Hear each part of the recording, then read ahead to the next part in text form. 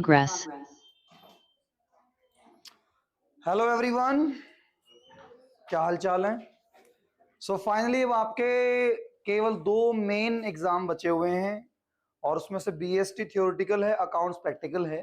Time limited है तो I am trying कि आपको आज डेट हो गई अपनी कितनी 19, तो 19, 20, 21, 22 केवल 4 दिन का आपके पास पूरा पूरा टाइम मिल रहा है। अभी इन 4 दिनों में स्कोर कार्ड कहां तक जा सकता है उनके ऊपर टाइम लगाएंगे सर हम। अब इसमें आप पहले से किस रेंज में हैं, आगे कितना जाना है। आज की मीटिंग का टारगेट है कि कैश फ्लो स्टेटमेंट वाली वर्किंग को हम इस तरीके से कवर अप कर लें कि वो क्वेश्चन एग्जाम में आपका पूरा पूरा ठीक हो जाए, चाहे वो 6 मार्क का प्रैक्टिकल आए, चाहे वो 2 मार्क्स का थ्योरेटिकल पॉइंट आए। अब टाइम वेस्ट नहीं करते हैं सर। आपने आज अगर अपनी कैश फ्लो की वर्किंग में टाइम लगा लिया मॉर्निंग शिफ्ट के अंदर, सेकंड शिफ्ट के अंदर मैं आपको शेयर कैपिटल की वीडियो शेयर करूंगा। मैंने हालांकि पहले जो भेजी उसमें लिंक दे दिए हैं कि आप स्टेप बाय स्टेप बिल्कुल जो अटेंड करना चाहते हैं वो पूरा पूरा अवेलेबल है। फिर भी लास्ट स्टेज में जो चीज रिक्वायरमेंट है वो पार्ट आपके सामने एक एक्स्ट्रा और आज वीडियो दूंगा और एक पार्टनरशिप के दूंगा। तो अभी की अभी एक बार हम कैश फ्लो स्टेटमेंट को लेकर देखिए, जब पूरा क्वेश्चन आप अटेम्प्ट करते हैं और आपसे वर्किंग नहीं होती है तो इसका मतलब कुछ कुछ छोटी चीजें जो पेंडिंग है आपके, जो आपसे सोल्व नहीं हो पाती है। सबसे पहला पॉइंट क्या आता है उसके अंदर, मैं कुछ कुछ ग्राउंड बता रहा हूं, वे आपने अगर अलग से सीख लिए ना फिर कंबाइंड मोड में दिक्कत नहीं आएगी। पहले पॉइंट के अंदर आपके रिजर्व एंड सरप्लस की हेडिंग के अंदर अगर आपको ये डील करना आ गया कि यहां पे statement of P and L अगर मेरे पास है, यहां पे जनरल रिजर्व मेरे पास है और यहां पे करंट लायबिलिटी वाली हेडिंग के अंदर शॉर्ट टर्म प्रोविजन के अंदर मेरे सामने प्रोविजन फॉर टैक्स है और उसके बाद एडिशनल इंफॉर्मेशन के अंदर प्रपोज डिविडेंड है। और प्रपोज डिविडेंड मान लो मेरा ईयर 24-25 है तो वो कहता है 31 मार्च 24 का भी दे रखा है, 31 मार्च 25 का भी दे रखा है। यहाँ पे आपका 15% है, यहाँ आपका 10% है। तो लेवल 1 पे तो अगर इनकी डील करनी है आपको सबकी वर्किंग आती है। अब इसमें और क्या हो सकता है, केवल यहां तक के पॉइंट पर वो कह सकता है कि भैया ऐसा है कि इंटरिम डिविडेंड भी बोल रहा हूं सर मैं, इंटरिम डिविडेंड भी पे किया गया, ठीक है सर। और वो कह सकता है कि मेरे को टैक्स पेड की इंफॉर्मेशन दे दी सर, या फिर टैक्स जो है मेरा जो है पेड की जगह टैक्स मेड की इंफॉर्मेशन दे दी सर। तो पहले रेंज में ये मेरे को जब तक काबू करना नहीं आएगा मैं फुल क्वेश्चन की उम्मीद लगा के स्टार्ट कर भी लूंगा तो डिमोटिवेट होऊंगा और कोई फायदा नहीं है। अगला स्टेप क्या है, अगले स्टेज पे अगर ये आपको आ गया सर ये तो हम कर लेते हैं, ठीक है। अगले पॉइंट में अगर आप बात करते हैं यहां पे नॉन करंट लायबिलिटी के अंदर, किसमें जाते हैं आप, नॉन करंट लायबिलिटी के अंदर। मान लो यहाँ पे 9% डिवेंचर गिवन है, यहाँ पे ओपनिंग वैल्यू थी 5 लाख की, क्लोजिंग वैल्यू थी 7 लाख की। तो इनको डील करना सर मेरे को आता है कि कैश फ्लो स्टेटमेंट में कहां कहां जाएगा। हाँ सर ये तो हम कर लेते हैं, लेकिन कभी कभी वो एडिशनल इंफॉर्मेशन में कह देता है, क्या कह देता है कि जो फ्रेश डिवेंचर थे ना, वो जो इश्यू हुए थे ना वो हुए थे 1 अक्टूबर 2023 को। सो इस लाइन से मेरा क्या फर्क आएगा, इंटरेस्ट की काउंटिंग मेरे से होती है नहीं होती है, मैं कर पाता हूं नहीं कर पाता हूं, मतलब जिनसे होती है तो फुल फ्लैश क्वेश्चन में आराम से आप पहुंच जाएंगे। इसके बियॉन्ड आगे मेरे सामने यहां पे नॉन करंट एसेट के अंदर अगर मैं यहां पे जाता हूं और यहां पे लिखा हुआ है कि भैया मेरा 10% की नॉन करंट की इन्वेस्टमेंट है और यहां पे गिवन है कि ओपनिंग में वैल्यू 2 लाख की है, क्लोजिंग के अंदर मेरी वैल्यू 3 लाख की है, ये कुछ इंफॉर्मेशन मेरे को प्रोवाइड कर दी सर। अब ये मेरे से हैंडल हो जाती है नहीं हो जाती है सर, ये हो जाती है तो आगे वो वही कह देगा थोड़ा पॉइंट कि एक इन्वेस्टमेंट थी नॉन करंट इन्वेस्टमेंट जिसकी कॉस्टिंग थी 40,000 की, वो मैंने सोल्ड कर दी एट प्रॉफिट ऑफ 10%। और ये किया है 1 अक्टूबर 23 को।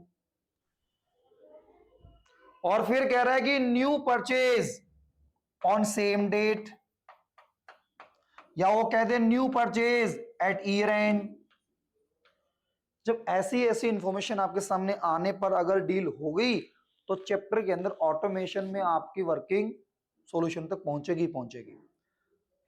तो फर्स्ट स्टेज पे ये सारी बातें अलग से सीखनी पड़ेंगी पहले। अब एग्जाम चाहे 2 दिन में हो चाहे 4 दिन में हो, आपको ये अलग से नहीं करना आएगा। आप कंपाइल मोड में कितना ही टाइम लगा लो, आपका कंफ्यूजन बढ़ना है, कम नहीं होना। दूसरा पॉइंट ये आ चुका है सर, ये आने के बाद इन वर्किंग को हमें डील करना पड़ेगा, जो मेनली रोल प्ले करते हैं। तीसरे लेयर पे आते हैं हम। थर्ड लेयर के अंदर हमारी जो वर्किंग है कि बैलेंस शीट गिवन है सर, और नॉन करंट एसेट के अंदर मेरे को बोल दिया कि प्लांट एंड मशीनरी गिवन है। ओपनिंग के अंदर 7 लाख की वैल्यू है, क्लोजिंग के अंदर मेरी वैल्यू 8,50,000 की है। अब ये तो बच्चों वाला पॉइंट आ गया, अच्छी बात है सर, हम कर लेते हैं। आगे वो छोटी सी इंफॉर्मेशन इसी में अगर ऐड कर देता है कि plant and machinery costing ₹60,000 sold at loss of 20,000, या फिर plant and machinery costing 60,000 on which accumulated depreciation charge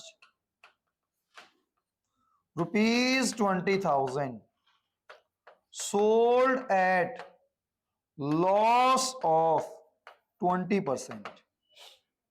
यहां पे accumulated depreciation का बैलेंस नहीं दे रखा, इसके अंदर ये इंफॉर्मेशन दी है, तो उसको आप कैश फ्लो स्टेटमेंट में प्रोसेस कैसे करेंगे। मींस चेक करो कि आपसे ये वर्किंग अलग से हो गई है, तो इट मींस चैप्टर के अंदर आपको अपने आप स्पीड बनती हुई दिख जाएगी। सीधा मुद्दे पे आओ कि कौन सी वर्किंग आपको कंफ्यूज करती है, कहां आपका गेम आपके हाथ से निकलता है।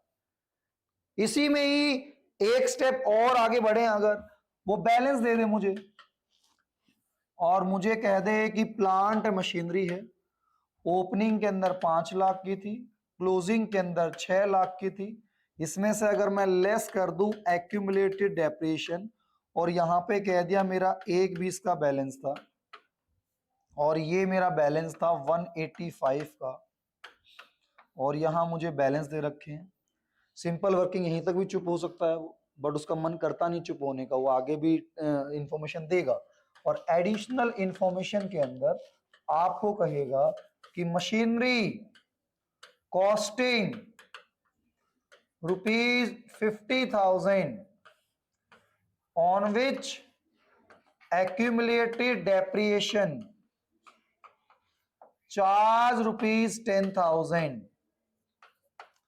sold at profit of 10%।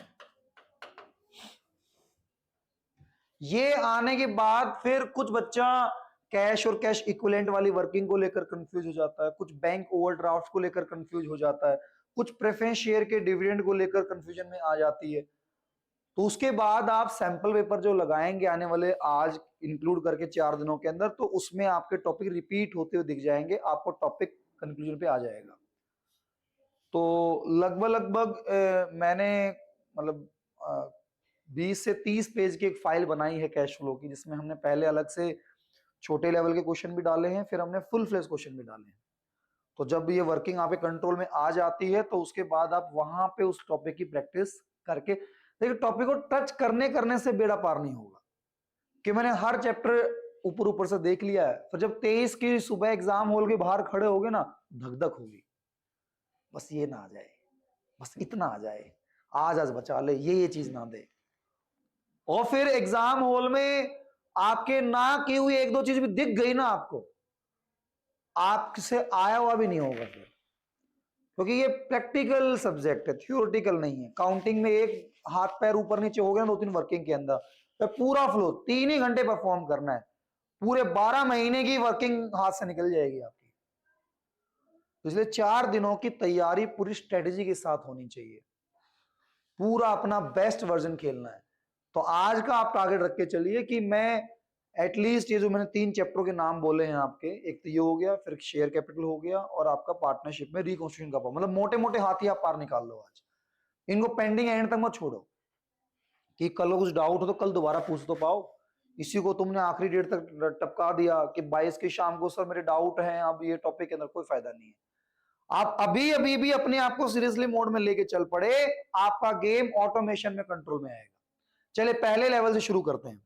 तो यहां तक की वर्किंग सारी रिकैप हो रही है, ध्यान देना एक बार। सबसे पहला टॉपिक है सर, इस वर्किंग को डील करने में हमें क्या क्या ध्यान में रख के चलना है। तो सबसे पहला तो यहां पे मान लो 1 लाख का अमाउंट है और ये हमारा 1.5 लाख का अमाउंट है।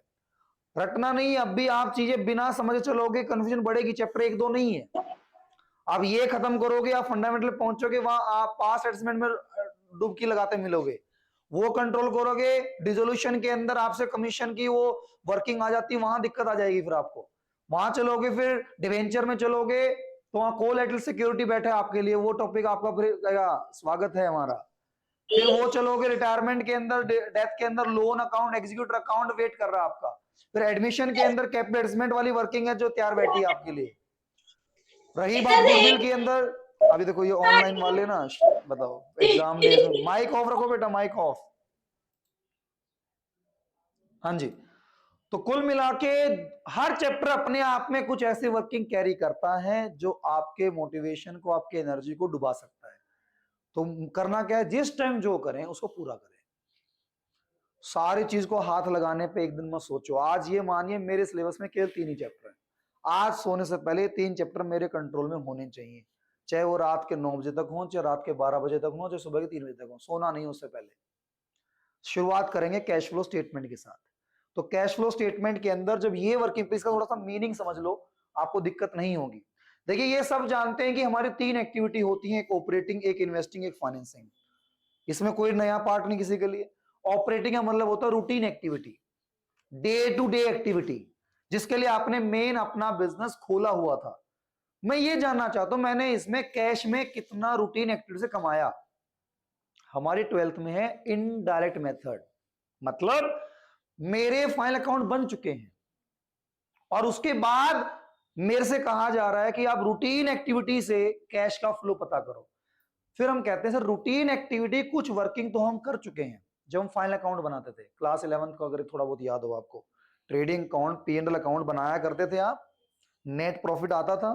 तो प्रॉफिट मोटा मोटा यही तो कह रहा था ना कि 1 साल में तुमने कितना कमाया, वो रूटीन एक्टिविटी तो थी।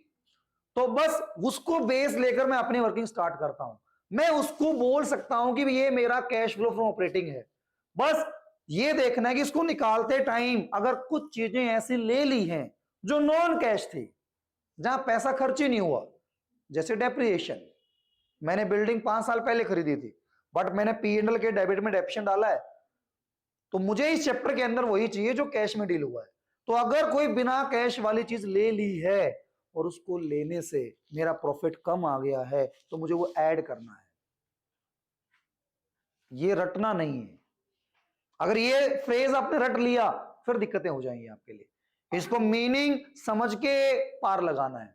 क्या कि अगर मेरे सामने कोई भी वर्किंग हो रही है उसके पीछे का ग्राउंड क्या है। मैं फिर से कह रहा हूं, आप ये मत सोचो एग्जाम में 3 दिन में है तो मैं बस याद कर लूं, करके देख लो तुम्हारे बस की है तो। अगर तुम अपने एक्सट्रीम में सामने बना के लिस्ट याद कर लो, सर अगले में जाओगे पिछला उड़ा देगा आपकी नहीं है। तो 2 से 5 मिनट का टाइम लगेगा, ध्यान से एक बार समझ लीजिए क्या कहना चाहता है कि बॉस आप जो ट्रेडिंग अकाउंट बनाते हो, आप जो P&L अकाउंट बनाते हो, P&L के बाद यहां पे नेट प्रॉफिट डालते हो, मैं इसको अपना ऑपरेटिंग एक्टिविटी बोल सकता हूं। रूटीन एक्टिविटी की तो सारे काम हो रही है और ये कैश फ्लो की अंदर वर्किंग हो रही है। तुमने कहा बस इसको निकालते टाइम जो भी चीजें नॉन कैश वाली ली गई उनका इफेक्ट मैं हटाना चाहता हूं। अगर कुछ खर्चे ऐसे लिए गए जो नॉन कैश थे या नॉन ऑपरेटिंग थे तो उनको हटा देता हूं। कोई इनकम ऐसी ली गई जो नॉन कैश थी या नॉन ऑपरेटिंग थी उसको हटा देता हूं। अब मैं अगर एक्सपेंस हटाऊंगा तो प्रॉफिट बढ़ जाएगा। इनकम को हटाऊंगा तो प्रॉफिट कम हो जाएगा।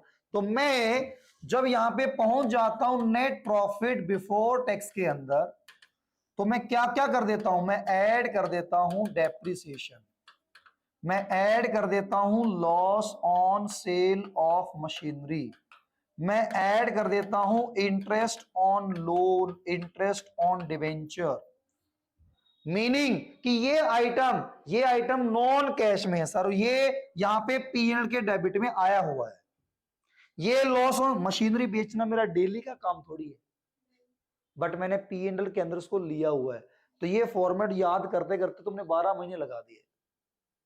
बस एक बार ये देखना था मैं कर क्यों रहा हूं। ये मैं ये जानना चाहता हूं कि मेरे बिजनेस के रूटीन एक्टिविटी में मेरा कैश का फ्लो क्या रहा, इसलिए मैं इनको ऐड कर रहा हूं। अब कुछ चीजें यहां पे ली गई हैं, क्या उनको कर देंगे लेस। क्या? Profit on sale of asset, profit on sale of furniture, building, जो भी आइटम दिखाया। और क्या होगा? Interest on investment. क्या होगा? Interest on investment. जो भी आइटम तुम क्रेडिट साइड में, इनकम साइड होती है ये वाली, अगर तुमने कोई इनकम साइड ली है तो इतना तो पता होगा ना, उससे प्रॉफिट बढ़ा होगा। बट वो आइटम सर रूटीन एक्टिविटी वाला था ही नहीं, इसलिए उसको क्या कर दूंगा मैं? लेस कर दूंगा। सर ये एक्सपेंस वाली साइड है, सर ये चीजें मेरी रूटीन वाली या कैश में नहीं थी, तो उसको खर्चे दिखाने से, ज्यादा खर्चे दिखाने से प्रॉफिट कम आया हुआ है। एक्सपेंस साइड अगर मैंने दिखाया है तो खर्चे दिखाने से प्रॉफिट कम आया हुआ है। इफेक्ट हटाऊंगा तो क्या करूंगा? यही तो फॉर्मेट याद करते आए थे आप, दिमाग में लॉजिक क्लियर करना है बस। अब डेप्रिसिएशन किससे आएगा? उसके लिए मशीनरी अकाउंट बनाना पड़ सकता है। सर ये loss on sale, machinery account बनाना पड़ सकता है। इंटरेस्ट ऑन लोन डिवेंचर, तो डिवेंचर की वर्किंग, ओपनिंग कितना, क्लोजिंग कितना, किस डेट को नया आया, किस डेट को वापस किया गया, रेट कितना लगा हुआ था, नाम के आगे। सारे अलग अलग पॉइंट की प्रैक्टिस करके तब छुट्टी करेंगे। हाँ जी। लेस क्या करेंगे? सर आपकी फर्नीचर बिल्डिंग में अगर मशीनरी अकाउंट बनाना पड़ेगा। सर इन्वेस्टमेंट का भी वर्किंग दिखाई, आगे दिखाई आपको क्या क्या वर्किंग रोल प्ले करने वाली है, तो वो कंटेंट आपको इंटरेस्ट क्या करना है? लेस करना है। मैं फिर से कह रहा हूं, ये 4 दिन भी आप खुल के खेल लिए ना, अभी भी आपका स्कोर कार्ड, जो भी आप सोच के बैठे, मुझे नहीं पता आप क्या सोच के बैठे हैं, चाहे आप 80 में से 50 सोच के बैठे हैं, 70 सोच के बैठे हैं, 60 सोच के बैठे हैं, 70 to 80 के बीच में अगर 100% जाना चाहते, देखो इससे बढ़िया मौका पूरे साल में आपके पास नहीं आया। क्या? ना तो आपको अब इन दिनों के अंदर इको पढ़नी, ना इन दिनों में मैथ्स पढ़ना, ना इंग्लिश के ऊपर ध्यान देना, आपको और किसी क्लास में नहीं जाना, स्कूल में नहीं जाना, पूरा एक ही सब्जेक्ट पूरे 4 दिन आपके पास अवेलेबल है। इससे ज्यादा आउटपुट पूरे साल में आपके पास नहीं आ सकता था, बिकॉज आज अकाउंट्स पढ़ रहे हो सर, उसके बाद इको भी जाना है सर, उसके बाद मुझे इसका मैथ्स भी देखना है सर, मुझे प्रैक्टिकल देखना है सर, मेरे प्री बोर्ड होने वाले सर, ये होने वाला, दिमाग में पूरा डिवोशन आ ही नहीं पाया था आपका। ये पहली बार आया है कि एग्जाम डेज में आपको फुल एक टॉपिक पे मौका मिला है टाइम देने का। इसका आउटपुट देखना इतनी मुश्किल नहीं है अकाउंट्स, तो आप पूरे दिन पूरे शाम तक सेम चीज पढ़ने वाले हैं। बट बीच में कोई भी मूड स्विंग नहीं होना चाहिए, एनर्जी डाउन नहीं होना चाहिए, डाइवर्ट नहीं होना चाहिए। अपना पूरा टारगेट कि मुझे 70+ फोड़ना है, चाहे आज मैं ऑन रिकॉर्ड बोल रहा हूं, अगर आप 30-40 के बीच में बैठे हुए हैं, जो मैं टॉपिक करवा रहा हूं उसकी प्रैक्टिस लगाते जाओ, नहीं आ रहा डाउट लेके आ जाओ। 4 दिन है अब भी, पूरे पूरे 4 दिन को खा जाओ कच्चा, एक सेकंड उसकी यूज करनी है आपको, कुछ भी नहीं बचने वाला है। अब इसमें कहीं भी कुछ लग रहा है कि नहीं आ रहा समझ में, पूछ डालो। कोई भी ऐसा पॉइंट है कि सर ये वर्किंग थोड़ी सी क्यों हुई है, क्यों क्यों, अगर नहीं पता तो पूछो आराम से। पता लग गई यहां तक? यस और नो? अब मुझे यहां वाले 3 पॉइंट समझने हैं सर। एक होता है जनरल रिजर्व, एक होता है मेरा डिविडेंड, और एक होता है मेरा टैक्स। ठीक है? अब मेरे को जो बैलेंस शीट के अंदर statement of P and L given है, तो मैंने जो इस साल कमाया था ना, उस कमाए हुए में से कुछ पैसा मैंने टैक्स के नाम से प्रोविजन बनाया था, कुछ पैसा मैंने डिविडेंड के नाम से बांट दिया था, कुछ पैसा रिजर्व में डाल दिया था, उसके बाद वाली वैल्यू मेरे सामने आई थी। मैंने टोटल नहीं कमाया था, वो जो वैल्यू आई थी निकल के, उसमें से रिजर्व जा चुका है, उसमें से डिविडेंड जा चुका है, उसमें से टैक्स का प्रोविजन बन चुका है। मैं जानना चाहता हूं मैंने उनसे पहले टोटल कितना कमाया वो तो बताओ। आप जो ये सारी वर्किंग करने के बाद का अमाउंट बता रहे हो, ये इस साल की टोटल कमाई थोड़ी थी, ये तो रिजर्व देने के बाद की थी, ये तो डिविडेंड देने के बाद की थी, ये तो टैक्स का प्रोविजन निकालने के बाद की थी। तो मुझे कुल कमाई कितनी है, तो जो भी पैसा यहां से निकला था उससे मेरा प्रॉफिट लेस हुआ था, तो मैं add reserve, add dividend, add provident tax, तो मैं निकल जाऊंगा net profit before tax. Tax देने से पहले मैंने कितनी कमाई की, मेरा पहला टारगेट ये होगा, उसके लिए मुझे इन तीन चीजों को ऐड करना होगा। Are you getting? अब डिविडेंड को लेकर अगर मैं बातचीत करके चलता हूं, तो सर जब मेरा साल खत्म होता है ना, उसके बाद जब मेरे अकाउंट्स बनते हैं तो मेरे डायरेक्टर लोग डिसाइड करते हैं कि डिविडेंड कितना देना है, तो उसको बोलते हैं प्रपोज डिविडेंड। क्या बोलते हैं उसको? तो जब मेरा फाइनेंशियल ईयर एंड होगा ना, उसमें जो वैल्यू आएगी यहां पे हम डिविडेंड प्रपोज करेंगे। तो इस साल में मेरी जेब से पैसा नहीं निकला है सर, यहां पे प्रपोज होगा, फिर उसके बाद मीटिंग होती है शेयर होल्डर की, उस मीटिंग के अंदर फैसला लिया जाता है कि जो भी डायरेक्टर ने बोला है वो डिविडेंड देना नहीं देना। कई बार वो डिविडेंड लेने से मना कर देते हैं, मतलब क्यों? अरे भैया कंपनी अच्छी ग्रोथ पे जा रही है, मैं पैसा घर लेके जाऊंगा तो बाहर की कहीं इन्वेस्ट कर दूंगा, कंपनी में इन्वेस्ट रहने देता हूं, मेरे को रिटर्न अच्छा मिलेगा, तो मैंने डिविडेंड लेने से मना कर दिया। तो एग्जाम में क्या बोला कि प्रपोज डिविडेंड 10% था और शेयर होल्डर एग्री नहीं किए डिविडेंड लेने से, तो नो वर्किंग। ये तभी तो हो पाएगा जब आपको इसका मीनिंग पता होगा, प्रपोज क्या होता है, एग्री करना क्या होता है, मीटिंग क्या होता है। आ रही बात समझ में? तो इस चीज के लिए आपको, अब अगर कुछ नहीं बोला तो हम ये ही मानेंगे जितना प्रपोज हुआ था उतना पे हो गया। तो जब ये साल होगा और फिर हम ये क्या मानेंगे, ये पेमेंट इस साल आपने दे दी होगी, और फिर इस साल के एंड में फिर दोबारा प्रपोज किया है सर, वो अगले साल के लिए किया है। तो जब मुझे अकाउंट्स दे रखे हो इस साल के बना के दिखाओ, और ये वाली वर्किंग 31 मार्च 23 और ये वाली वर्किंग 31 मार्च 24, तो बैलेंस शीट जब यहां की होगी इस डेट की, और नीचे गिवन होगा कि प्रपोज डिविडेंड 31/3/23 का भी है, 31/3/24 का भी है। सर ये जो प्रपोज किया गया इसकी पेमेंट तो अगले साल होगी, कैश का फ्लो ही नहीं हो रहा इस बार, तो ये जो साल की शुरुआत में बैलेंस दिख रहा था यही तो कैश का फ्लो मेरे पार्ट से हुआ होगा, तो ये इसलिए इसकी वर्किंग करनी है, इसको ट्रीट ही नहीं करना। अब इन चीजों को तुम याद कर लेते हो, कोई बुराई नहीं याद करने पर, याद करने की वो कितना याद करोगे, दिक्कत वहां पर है, किस किस चैप्टर में करोगे। एग्जाम हॉल में वहां सारी याद की हुई रटी हुई चीज, हाँ कुछ बच्चे मेंटेन कर लेते हैं, वो अगर 5-6 महीने रटते हुए आ रहे हैं, 98 99 100 में 100 आते हुए देखे रटते हुए, उनसे दो चीज की रीजनिंग नहीं पता उन लोगों को। लेकिन आप अगर एक बार समझ लास्ट स्टेज में करना चाहते हैं स्ट्रेस के बिना, नहीं तो क्या हुआ, आज 1900 करोगे 23 की सुबह कहेंगे हैं पता नहीं याद रहेगा नहीं रहेगा, क्या होने वाला है, तो याद है। और आपको पता है कि डिविडेंड का वर्किंग क्यों की थी मैंने, अभी देखने के बाद 4-5 क्वेश्चन पेल देना, अपने आप पता लग जाएगा कि आपसे हो पा रहा नहीं हो पा रहा। फिर कल सैंपल पेपर करोगे, परसों करोगे, तरसों करोगे, क्वेश्चन रिपीट होगा, अपने आप पता लग जाएगा हो पा रहा नहीं हो पा रहा। सिंपल है, सॉर्टेड है मामला।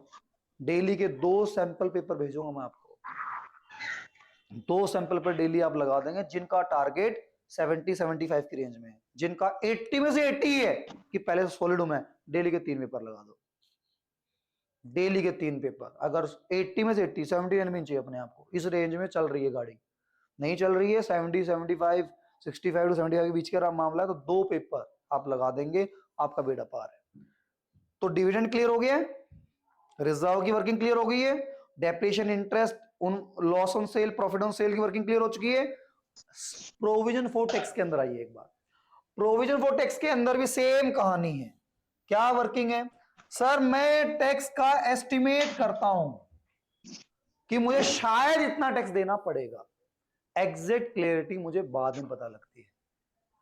तो अगर मेरे को एक साल के बिगिनिंग के अंदर प्रोविजन फॉर टैक्स की इंफॉर्मेशन दे रखी थी और फिर एंड में भी दे रखी थी, तो अगर साल के शुरुआत में प्रोविजन दिख रहा है ये मतलब लास्ट ईयर का है, और कुछ भी नहीं बोला तो हम ये मान लेंगे कि ये पे कर दिया। आखिर में जो प्रोविजन दिख रहा है सर, इसका मतलब ये प्रोविजन नया बनाया है, प्रोविजन मेड है ये। इसको बिना अकाउंट बनाए करोगे तो आपके लिए दिक्कत हो जाएगी, इसलिए आप प्रोविजन फॉर टैक्स का अकाउंट बना सीख लें। ओपनिंग बैलेंस को आप लिखेंगे लायबिलिटी है बाय बीडी, क्लोजिंग बैलेंस को यहां पे लिखेंगे टू सीडी। मान लीजिए ओपनिंग था 50,000 रुपए, क्लोजिंग 70,000 रुपए का। कुछ नहीं बोल रहा तो हम अज्यूम करते हैं कि ये पेमेंट हमने कर दी और ये बैंक के नाम से आप अपनी पेमेंट यहां पे डालते हैं, और ये वाली पेमेंट आपने नई बनाई होगी, ये पीएनएल के नाम से आप डालेंगे। अब एग्जाम में अगर इन दोनों में से कोई भी एक डिटेल दे दी, क्या पेड वाली इंफॉर्मेशन दे दी, तो पेड वाला पार्ट यहां पे बैंक के नाम से, मान लो यहां 50 था, नीचे कुछ नहीं बोलता तो मैं बैंक 50 ही लूंगा, लेकिन उसने कहा नहीं टैक्स पेड 55,000, टैक्स पेड 45,000, 47,000, जितना बोलेगा उतना पार्ट मैंने यहां पे डाल दिया, लेट से 45,000। अब ये इंफॉर्मेशन बैलेंसिंग फिगर करके आ जाएगी। तो उस केस के अंदर मैं क्या करूंगा, इसका करूंगा टोटल, यहां करूंगा ट्रांसफर, ये वैल्यू मैं कर दूंगा 1,15,000, यहां पे ट्रांसफर कर दिया और ये वैल्यू आ गई 65,000। ठीक है, तो मैं जब ये प्रोविजन मेड, तो मतलब ये मैंने पीएनएल के अंदर दिखाया होगा, लेकिन एक्चुअल में पैसा थोड़ी गया, पैसा तो ये गया। तो मैं जब कैश फ्लो फ्रॉम ऑपरेटिंग करता हूं और मुझे प्रॉफिट बिफोर टैक्स चाहिए, तो जो पीएनएल में डाला हुआ है प्रोविजन वो लेस हो रखा है, इफेक्ट हटाने के लिए ऐड कर दूंगा प्रोविजन फॉर टैक्स। अब एक्चुअल में पेमेंट जो निकली है, सारा जब ऑपरेटिंग खत्म हो जाएगा, वर्किंग कैपिटल सब कुछ करके सब एंड में ऑपरेटिंग के एंड में ये जो पेमेंट दी गई है ये मैं लेस कर दूंगा और इसको बोल दूंगा टैक्स पेड। समझे कुछ? तो इस वर्किंग के थ्रू आपका अब dividend, tax, reserve, statement P and L, ये बातों के ऊपर एक क्वेश्चन करेंगे। लिखिए फटाफट। ओरली सुन सुन के कॉन्फिडेंस नहीं आएगा, जब आपके हाथ से वर्किंग चलेगी ना तब जाके मजा आएगा। तो आपके सामने अगर मान लो मैं शेयर कैपिटल भी दे देता हूं, चलो एक एक दो पॉइंट तो रिकैप भी होगा साथ साथ, और ये 3 लाख से 5 लाख हो गया, और मेरा रिजर्व एंड सरप्लस का, थोड़ा स्पीड में लिखेंगे भाई, थोड़ा स्पीड में। और जो ऑनलाइन देख रहे हैं, बाद में वीडियो देख रहे हैं, आप जब तक पेन नहीं चलाओगे कितना ओरली सुनते रहना, कोई काम नहीं आने वाला। काम के मुद्दे की बातें पूरी पूरी ध्यान समझनी है, तब जाकर गेम कंट्रोल में आएगा। हाँ जी, जो भी ऑनलाइन है, वंदना, सुजी जो मैसेज डाल रहे, प्लीज मेक श्योर हाथों से वर्किंग ट्राई करोगे तब बात बनेगी।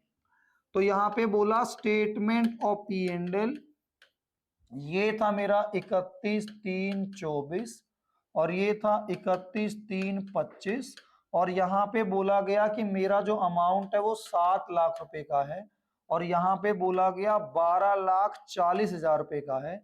उसके बाद मेरे को बोला गया जनरल रिजर्व की कहानी, और यहाँ पे बोली गई कि मान लो 1,20 का अमाउंट था और यहाँ पे 2 लाख का आपका अमाउंट था।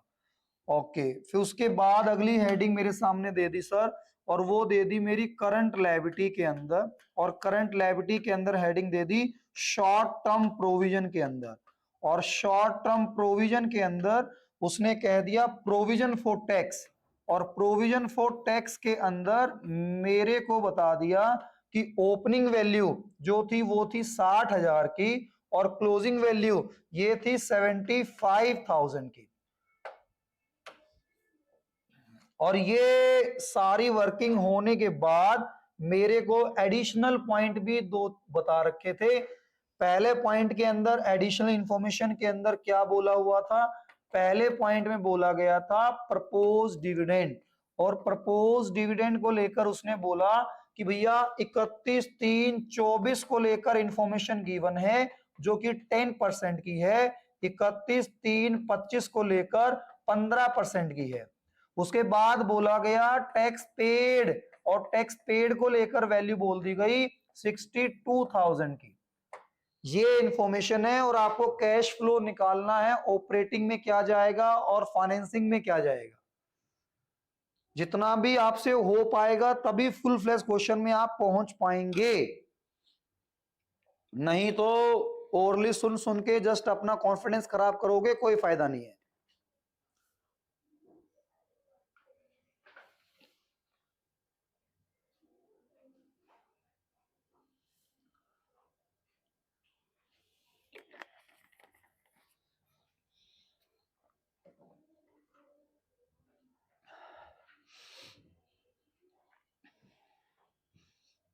हाँ जी, थोड़ा स्पीड में करेंगे, थोड़ा स्पीड में। मैं तब तक हेडिंग लिख लेता हूं, cash flow from operating activity. Investing तो यहां से कुछ आएगा नहीं, cash flow from financing activity.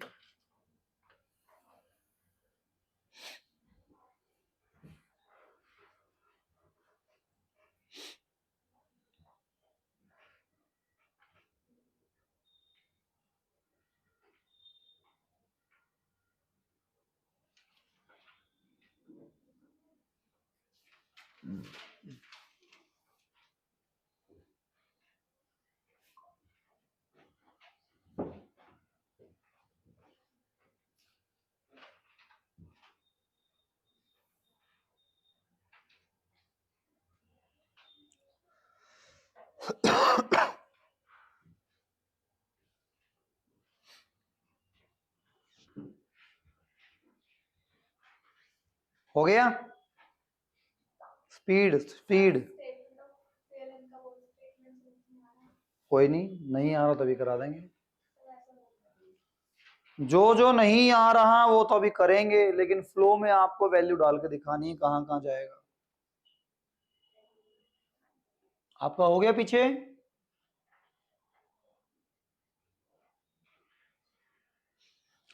तो इसमें करना क्या है आपको, इसमें स्टेप बाय स्टेप काम करना है। सबसे पहले स्टेटमेंट ऑफ पीएनएल का ओपनिंग क्लोजिंग डिफरेंस देखिए। ओपनिंग वैल्यू 7 लाख की थी, एंडिंग में 1240 की है, इसका मतलब इस साल में 540 का अमाउंट कमाया गया। अब ये वैल्यू रिजर्व देने के बाद है, डिविडेंड देने के बाद है, टैक्स देने के बाद है, तो लेकिन शुरुआत यहां से करेंगे हम। तो इसको लिख देंगे नेट प्रॉफिट। क्या लिख देंगे इसको? Net profit as per P and L. तो इसमें ओपनिंग और क्लोजिंग का डिफरेंस लेंगे और 1240 में से आप 7 लाख की वैल्यू लेस कर देंगे। कितना अमाउंट आ गया? 5,40,000, 540 से अपनी शुरुआत करेंगे। ठीक है, फिर उसने कहा कि रिजर्व जो साल के शुरुआत में था वो 1,20 का था, एंड में आते आते 2 लाख हो गया। इसका मतलब 80,000 रुपए हमने इस साल के इनकम में से ट्रांसफर किए रिजर्व में। तो मैं जानना चाहता हूं रिजर्व से पहले मैंने कितने कमाए, उसके लिए मैं ऐड कर दूंगा ट्रांसफर टू जनरल रिजर्व, और ये वैल्यू कितनी आ गई? 80,000 की वैल्यू मेरे सामने यहां पर आ गई। उसके बाद मुझे 2 वर्किंग यहां पे करनी है, एक का नाम है मेरा डिविडेंड और एक का नाम मेरा टैक्स। तो डिविडेंड को लेकर उसने कहा कि भैया 31/3/24 का रेट 10% का है, 31/3/25 का 15% का है। जो इस साल प्रपोज हुआ है उसकी पेमेंट तो अगले साल होगी, इसलिए उसकी कोई वर्किंग नहीं करनी। जो ये पिछले साल की वर्किंग है, केवल ये अमाउंट है जो आपको पे करना है। इसके लिए कैपिटल कौन सी लेंगे? जो पिछले साल की थी। कौन सी कैपिटल थी? 3 लाख की। तो 3 लाख का 10% 30,000 होता है, तो मैं ऐड कर दूंगा डिविडेंड, और डिविडेंड की वैल्यू कितनी आ गई? 30,000। और ये फाइनेंसिंग एक्टिविटी है, पैसा गया है वहां से, तो फाइनेंसिंग के अंदर लेस कर दूंगा डिविडेंड पेड, और वैल्यू आ जाएगी 30,000। So simple. उसके बाद हमारी वर्किंग आती है सर टैक्स पेड को लेकर। मैंने कहा था बिना अकाउंट बनाए इस वर्किंग के साथ मत खेलना। अकाउंट बनाने के लिए थोड़ा सा हम स्पेस लेते हैं, और हमने कहा सर इस वर्किंग के अंदर प्रोविजन फॉर टैक्स का अकाउंट हमने बनाया, और अकाउंट के अंदर बीडी सीडी हमने प्लेस किया। बीडी की वैल्यू मेरे सामने यहाँ पे गिवन थी 60,000 की, और सीडी का अमाउंट मेरे सामने गिवन था 75,000 का, और ये कहता है कि इस साल में जो टैक्स पेड का अमाउंट है वो है 62,000 का। अगर कुछ ना बोलता तो मैं इस वैल्यू को पेड मान लेता, तो मेरा जो अमाउंट है यहां पे आ जाता बैंक के नाम से। बट वो चुप कहां रहा, उसने तो कहीं ना कहीं अपना ज्ञान बांटना था कि 62 का अमाउंट पे किया, ओके सर आप जो कहेंगे हमें मानना पड़ेगा, तो 62 का अमाउंट हमने यहाँ पे डाल लिया।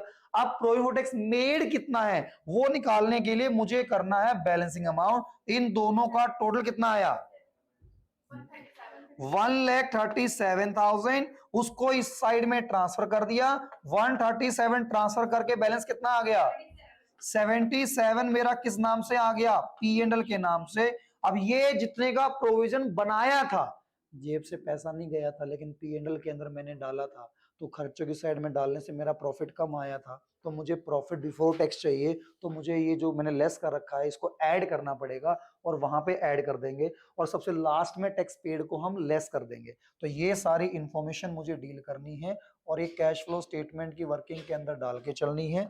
तो मैंने क्या बोला सर, हम ऐड कर देंगे और यहाँ पे हो जाएगा प्रोविजन फॉर टैक्सेशन, और ये अमाउंट हो गया 77,000।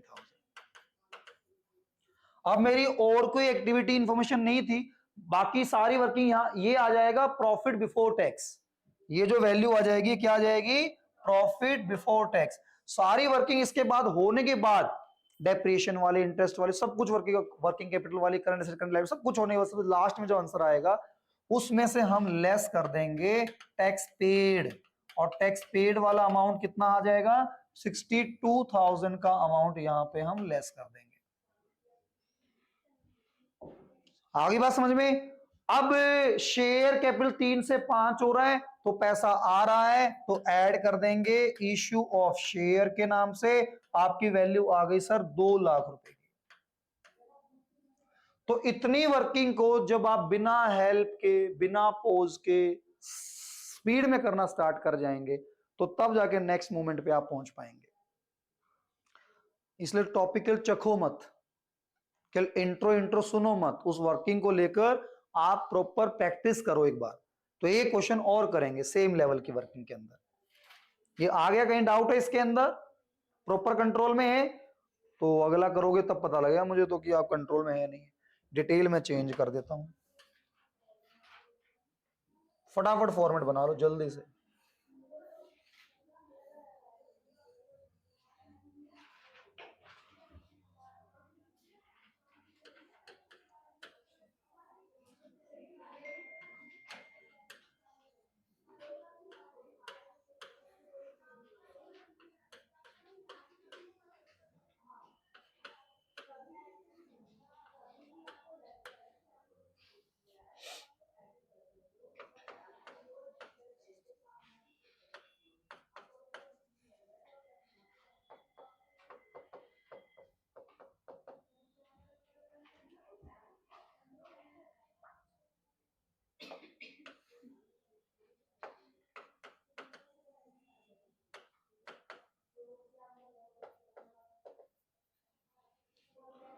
कंप्लीटली सेम, बिल्कुल डिट्टो सेम,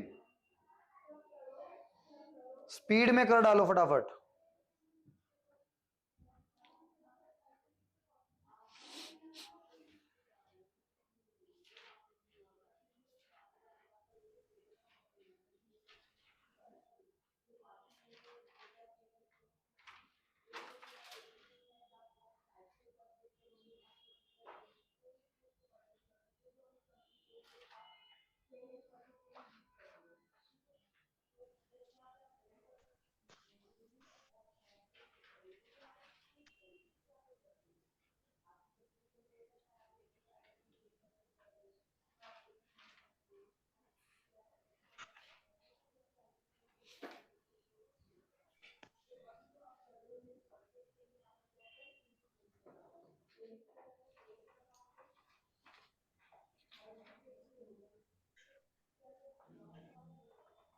जल्दी जल्दी।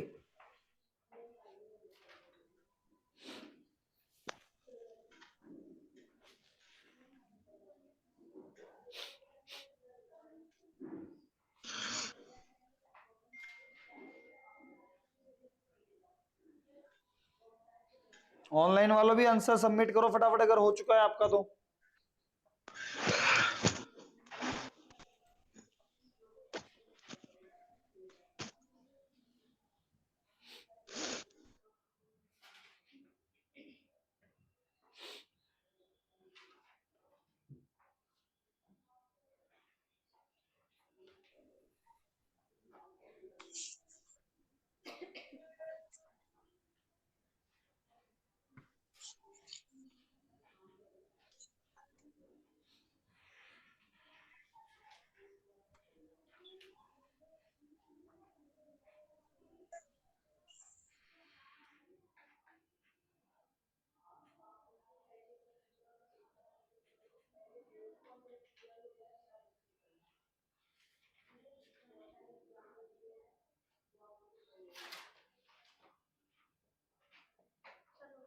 डन।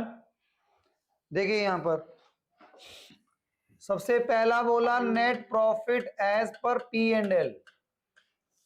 तो आपने कहा कि सर 9 लाख से 1140 हो गया, कितना बढ़ गया? 2,40,000। जिसको निकालने में डाउट है तो ओपनिंग क्लोजिंग का डिफरेंस मैं यहाँ पे लिख देता हूँ। क्लोजिंग 1140, ओपनिंग 9 लाख, तो आपने कहा भैया 240। अब फिर हमने कहा ट्रांसफर किए थे सर रिजर्व के अंदर, तो ऐड कर दिया transfer to general reserve. Information कितनी आ गई सर? 7 लाख की इंफॉर्मेशन। खुद से करोगे तब मजा आएगा। तो ये वैल्यूज अपने लेवल पर डाल के फिर चेक करो कि हाँ यहां हम क्या प्रोसेस कर पा रहे हैं, क्या दिक्कत आ रही है। फेयर मोड में प्रॉपर लेआउट बना के करो। मैं आपके लिए कोई प्री डिजाइन टेम्पलेट बना नहीं करा रहा, आपके सामने बना के दिखा रहा हूं। सेम वर्किंग करनी इसलिए करके दिखा रहा हूं। आगे वो कहता है कि सर डिविडेंड की बात हो रही है, तो डिविडेंड वाले पॉइंट में इस साल वाले को इग्नोर करना है, लास्ट ईयर वाले को लेके चलना है। 12% किसका? 12%, 5 लाख का। तो ऐड कर दिया डिविडेंड आपने, कितना अमाउंट बोला? 60,000। और ये पे करना फाइनेंसिंग एक्टिविटी है, लेस डिविडेंड पेड। 60,000 मैंने पे कर दिया, लेस कर दिया। उसके बाद मेरे को टैक्स की वर्किंग करनी है, तो मुझे टैक्स के लिए अकाउंट बनाना पड़ेगा पहले। तो टैक्स का बिना अकाउंट बनाए मैं वर्किंग नहीं करूंगा। तो टैक्स के लिए मैं अकाउंट बनाऊंगा। अकाउंट का नाम होगा प्रोविजन फॉर टैक्सेशन। और टैक्स के अंदर मेरी जो वर्किंग आएगी सर, ये अमाउंट है मेरा बीडी और ये अमाउंट है मेरा सीडी। बीडी की इंफॉर्मेशन मेरे सामने कितनी है? 15,000 की। सीडी की वैल्यू कितनी है? 21,000 रुपए की। और वो कहता है कि डिविडेंड जो है सर वो मेरा 15,000 था लेकिन पेड, सॉरी टैक्स 15,000 था लेकिन पेड 17 किया है। तो बैंक के नाम से कुछ नहीं बोलते 15 आते, बट टैक्स पेड 17 बोल दिया, 17 आएंगे। अगर यही कहता टैक्स मेड तो मतलब ये पी एंड एल वाली इंफॉर्मेशन दे रहा है, तो उस केस में फिर बैंक वाली इंफॉर्मेशन आप निकाल लेते हैं। तो ये कंप्लीट करेंगे आप। टोटल इसका आ जाएगा आपका 38 को आपने इस साइड ट्रांसफर कर दिया। बैलेंस कितना आ गया? हाँ जी 23,000 किस नाम से आ गया? पी एंड एल के नाम से। तो यहाँ पे प्रोविजन फॉर टैक्स आपके सामने ऐड कर देंगे। प्रोविजन फॉर टैक्स मेड है कितने का? 23,000। और ये सारी इंफॉर्मेशन होने के बाद ये आ जाएगा प्रॉफिट बिफोर टैक्स। क्या आ जाएगा ये? Profit before tax. कितनी वैल्यू आएगी? करना एक बार। 10 लाख, 10 लाख,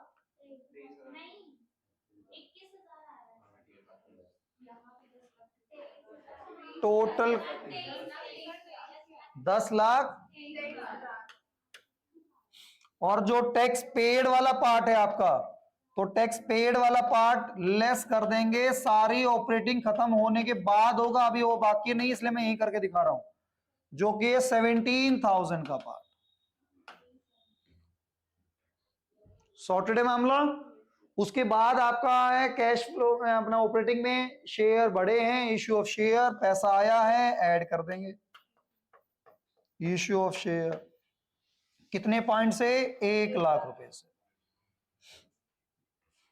तो 2 एग्जाम्पल कर चुके हैं। वीडियो आपके पास अवेलेबल होगी, दोबारा भी करके आराम से रिवाइंड करके देख लेना, और इसकी प्रैक्टिस जो शीट दूंगा उसको ढंग से अप्लाई कर लेना। अब चलते हैं अगले पॉइंट पर। थकना नहीं है भाई साहब, कंटेंट जब तक पूरा नहीं आएगा ब्रेक नहीं लेना दिमाग में। तो आपके सामने डिवेंचर की इंफॉर्मेशन दे रहा है और वो कह रहा है कि ओपनिंग 5 थी, क्लोजिंग 7 है। इसका मतलब नए डिवेंचर इश्यू हुए। तो नए डिवेंचर इश्यू होना कौन सी एक्टिविटी है? फाइनेंसिंग एक्टिविटी है। अब ये ऑपरेटिंग इन्वेस्टिंग फाइनेंसिंग बेसिक तो पता होगा ना आपको, किस नाम में क्या आता है। नहीं आता तो बेसिक वाली वीडियो देख लेना उसके अंदर, तो पूरा पार्ट मैंने प्लेलिस्ट दे दिया उसके अंदर। तो आप जब इसको बनाने के लिए जाएंगे और यहां पे लिखेंगे कैश फ्लो फ्रॉम फाइनेंसिंग, तो आप यहां पे कर देंगे इश्यू ऑफ डिवेंचर, और जो कि हो गया सर 2 लाख रुपए की पेमेंट आ गई, आपने ऐड कर दिया। अब आप कह रहे हैं कि सर इसके आगे लिखा हुआ था 9% और यहां पे लिखा हुआ कि 1 अक्टूबर। थोड़ी देर के लिए इसको इग्नोर करते हैं, पहले नॉर्मल की बात करते हैं कि अगर केवल ये ना गिवन हो, इतना इतना गिवन हो, तो हम एजम्पशन लेंगे कि ये नई पेमेंट आई किस दिन को है। अगर ये साल की शुरुआत में आ गई तो मैंने पूरे साल 7 लाख रुपए यूज किए हैं, तो मुझे 7 लाख पे इंटरेस्ट देना है। अगर वो पेमेंट आई है साल की आखिरी डेट पे, तो सर पूरे साल तो 5 लाख ही थे, 2 लाख तो आखिरी तारीख को आए हैं, तो इंटरेस्ट 5 लाख को ही देना है। बच्चा कई बार इन वर्ड्स को लेकर कंफ्यूज है, वो बिगिनिंग एंड को लेकर बोला, उसने साफ साफ है कि मैंने नया डिवेंचर एंड में इशू किया, फिर भी वो 7 लाख पे इंटरेस्ट पेल रहा है। अरे भाई तूने 12 महीने कितना पैसा यूज किया? सर यहाँ 7 दिख रहा है, भैया 2 लाख तो आखिरी डेट को आए थे। अगर कुछ नहीं बोल रहा तो एजम्पशन लेनी है कि भैया उस क्वेश्चन ने तो बताया नहीं कि नया पैसा कब आया, तो आप एज्यूम कीजिए साल की लास्ट में आए। बिगनिंग मान सकते हैं, बट नॉर्मल आपका सीबीएसई जो एजम्पशन मान के चल रहा है, क्वेश्चन सॉल्यूशन दे रखे हैं उसके बेस पर एंड मान रहा है। तो मतलब पूरे साल कितना पैसा था? 5 लाख। तो 5 लाख का 9% कितना होता है? 45।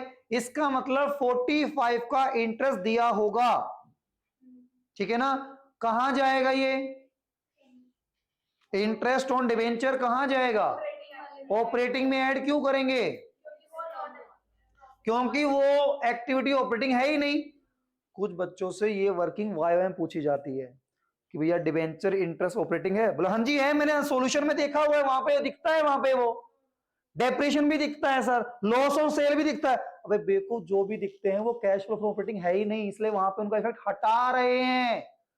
अच्छा, हम तो सोचे थे कि वहां पे है, इसका मतलब ऑपरेटिंग है, हम हटा रहे हैं। इंटरेस्ट देना खर्चा होता है, तो ऐड क्यों कर रहा है? अभी खर्चे तो लेस होते हैं, हमने पहले लेस किया हुआ है, उसका इफेक्ट हटाने के लिए हम क्या करते हैं? ऐड करते हैं। तो ये एक्टिविटी ऑपरेटिंग एक्टिविटी नहीं है, फाइनेंसिंग एक्टिविटी है। गलती से ऑपरेटिंग की काउंटिंग के टाइम पे ले लिया, इफेक्ट हटाने के लिए क्या करूंगा मैं? ऐड करूंगा। इसलिए जब मैं कैश फ्लो फ्रॉम ऑपरेटिंग की काउंटिंग करूंगा तो उसमें मैं ऐड कर दूंगा डिवेंचर इंटरेस्ट, और कुछ नहीं बोला तो 5 लाख के ऊपर 9% हो गया 45,000 मैंने ऐड कर दिया, और यहां पर लेस कर दिया क्योंकि पेमेंट गई है और ये फाइनेंसिंग एक्टिविटी है, तो 45,000 मैंने यहां से लेस कर दी, ठीक है। अगर वो अब ये कहता है ओए डेट बता दी भाई, डेट के अकॉर्डिंग चल के दिखाओ क्या वर्किंग होगी, तो उस केस के अंदर तुम्हें बनानी होगी टाइमलाइन। ये बिना बनाए शक्तिमान मत बनो। क्यों फ्री फॉर स्टंट मार रहे हो कि ये मान लो अप्रैल है और ये मान लो मार्च है, पूरा साल का टाइमलाइन बना लिया आपने। साल के शुरुआत में मेरे पास 5 लाख रुपए थे और एंड में आते आते वो पेमेंट कितनी हो गई? 7 लाख की हो गई। तो ड्यूरिंग द ईयर आपके सामने किस डेट को पैसा आया? सर ये पैसा आया किस डेट को? किस डेट को? 1 अक्टूबर को। तो यहां तक 5 लाख थे, उसके बाद 7 लाख रुपए हो गए, तो अक्टूबर तक मंथ होते हैं 6, तो 6 महीने के लिए 5 लाख थे, 6 महीने के लिए 7 लाख थे। तो 5 लाख पे 9% 6 महीने के लिए, निकालो निकालो,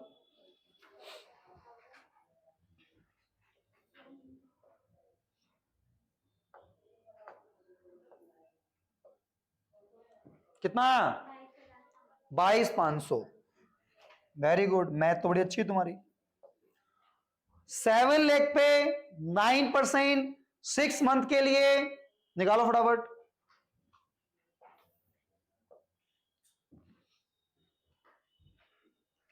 7 लाख पे 9% 6 मंथ के लिए 20, सही गलत बोल रही है ना? यस सर, गलत बोल रही है। 31। आप बताओ, सब कुछ आने के बाद अगर ये टोटलिंग काउंटिंग वैल्यू ही गलत निकाल के आ गई तो ये बेचारी क्लास क्या करेगी? और एक और देखा गया है, जब खुद प्रैक्टिस करता है बच्चा, यहाँ कैलकुलेटर यूज कर रहा है, क्या अभी तो कर लूं? अब एग्जाम हॉल में पहली बार बिना कैलकुलेटर की हैबिट बना रहा, वहां हो नहीं पा रहा उससे। सर वो क्लास में तो हो गया था, एग्जाम हॉल में नहीं हुआ। चॉइस आपकी है। तो हम क्या करेंगे सर, उस केस में दोनों टोटल करो, कितना हो गया बताओ बताओ? 54,000 को ऐड कर देंगे, 54,000 को लेस कर देंगे। सॉर्टेड? पूछना आराम से पूछ डालो, कुछ भी है तो। चले आगे।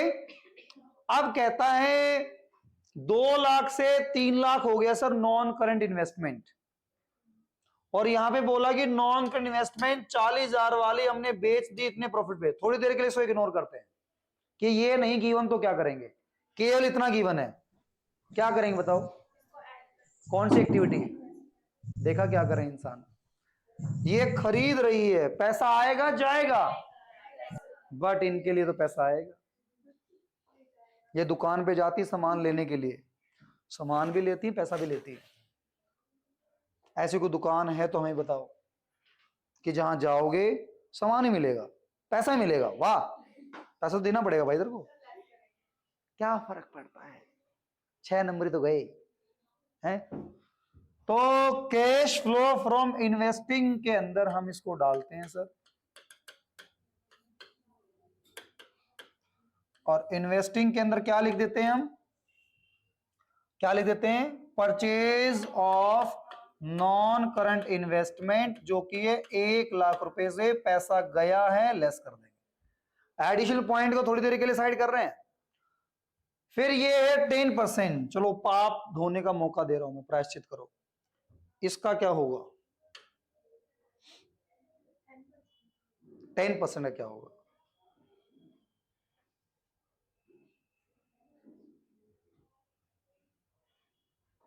गैस तो करो, ट्राई तो मारो। डेप्रिसिएशन, इन्वेस्टमेंट पे डेप्रिसिएशन, सिर फट गया मेरा। है क्या वो तो बता दे पहले, एडलेस तो रट रखा है। इंटरेस्ट मिल रहा है हमें, मैंने कहीं इन्वेस्टमेंट की हुई है, बैंक में एफडी करवा रखी है, कहीं पैसे लगा रखे हैं, तो मेरे को पैसे लगाने से इंटरेस्ट मिलेगा। और जब मिला होगा, मैंने उस साल के P&L में इनकम साइड दिखाया होगा, उसको दिखाने से प्रॉफिट ज्यादा आ रखा होगा। बट सर वो मेरा मेन बिजनेस थोड़ी है, वो मेरा main routine operations, main operating part थोड़ी है, और मैंने उसकी वजह से प्रॉफिट ज्यादा दिखा रखा है, तो ठीक करने के लिए मैं क्या कर दूंगा? लेस कर दूंगा। और नॉन करंट इन्वेस्टमेंट का इंटरेस्ट, अब यहां पे कुछ नहीं बोला तो मैं मान लूंगा कि मैंने साल के एंड में नए खरीदे थे, तो पूरे साल इन्वेस्टमेंट 2 लाख की थी, तो 2 लाख का 10% हो गया कितने का? 20,000 रुपए का। और मैंने इन्वेस्टिंग के अंदर लेस कर दिया, सॉरी ऐड कर दिया, क्या कर दिया? इंटरेस्ट जो मिला है कितने का? 20,000 रुपए का। आगे बात समझ में? अभी ये तो था बेसिक पार्ट, अब इसके साथ वर्किंग करते हैं। पूरे दिन सामने ले आओ, मैं बाकी चीज हटा देता हूं, आपका माइंड केवल उस काम की बात पर रहेगा।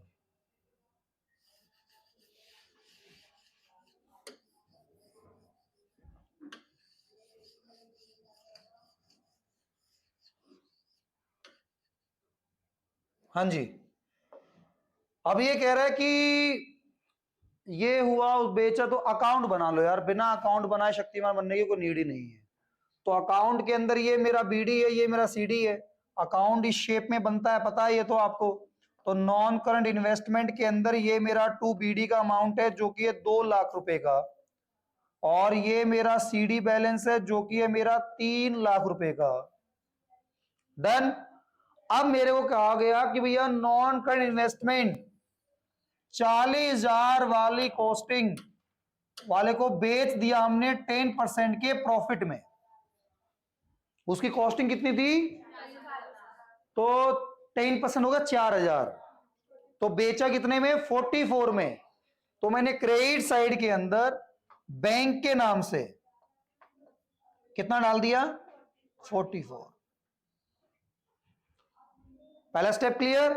वो आइटम इसमें 40 का इंक्लूड था, बैंक 44, तो प्रॉफिट आएगा वो डलेगा डेबिट साइड में 2P&L 4,000।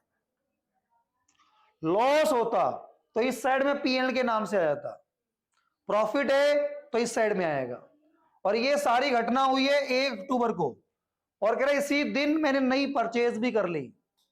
तो मैं जब अकाउंट की क्लोजिंग करूंगा तो इस साइड का टोटल हुआ 3,44,000, 3,44,000, और मैंने इस साइड ट्रांसफर किया तो मेरा यहां पे आ गया टू बैंक।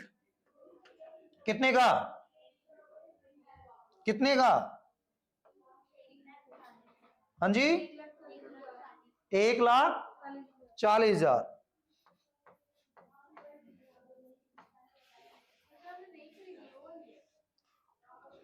हाँ, ये परचेज है, ये सेल है,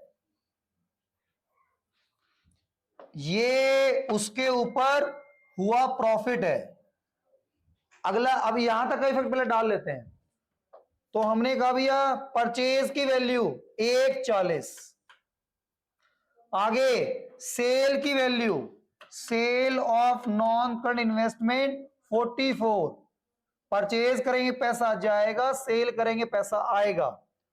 आगे कह रहा है कि भैया प्रॉफिट हुआ है, तो प्रॉफिट मैंने इस साल की इनकम में दिखा दिया होगा, बट उससे मेरा प्रॉफिट ज्यादा आ रखा, वो एक्टिविटी रूटीन ऑपरेशन वाली नहीं है सर। तो उसका इफेक्ट हटाने के लिए क्या करूंगा मैं? लेस। देखो वो एक्टिविटी इन्वेस्टिंग एक्टिविटी है, बट मैंने उसको दूसरी जगह भी दिखा रखा है, इसलिए वहां से उसका इफेक्ट हटाने के लिए क्या करूंगा मैं? लेस करूंगा। तो लेस कर देंगे, कितना पार्ट आएगा? ये profit on sale of non current investment, जो कि हो गया 4,000 रुपए का। Got it? चल रहे हैं आगे। अब मेरे सामने इंटरेस्ट की वर्किंग है। इंटरेस्ट के लिए मैं बनाता हूं अकाउंट। अकाउंट वाले पॉइंट के अंदर 2 लाख की मेरी ओपनिंग है और 3 लाख की मेरी क्लोजिंग है। सुन रहे हैं ध्यान से? अब वो कह रहे हैं कि न्यू परचेज और सेल एक ही डेट को हुआ है। कब? 1 अक्टूबर को, साल के मिड में ही। तो मैंने इस साल इस डेट को 40 खरीदा तो 40 बेचा, 1,40 खरीदा। नेट इफेक्ट मेरे सामने ऑलरेडी दिख रहा है। मैंने 40 वाला 44 में बेचा, तो मतलब 40 वाली चीज गई और नई कितने की आई? 1,40,000 की। ये टोटलिंग चेक करना, ठीक है ना? कोई गड़बड़ तो नहीं है? हाँ, तो मेरे को यहां तक का इंटरेस्ट और यहां तक का इंटरेस्ट अपना निकालना है। तो 2 लाख पे 6 महीने, 3 लाख पे 6 महीने। किस रेट पर? रेट 10%। तो 2 लाख पे 6 महीने का 10%, 10,000 और 15,000। 10 और 15 कितना होता है? 25। तो 25 मैंने यहां पे इंटरेस्ट दिखाया होगा, लेस कर देंगे। इंटरेस्ट ऑन इन्वेस्टमेंट 25,000 रुपए का अमाउंट लेस हो जाएगा, वो है इन्वेस्टिंग, तो ऐड कर देंगे इंटरेस्ट ऑन इन्वेस्टमेंट 25,000 रुपए।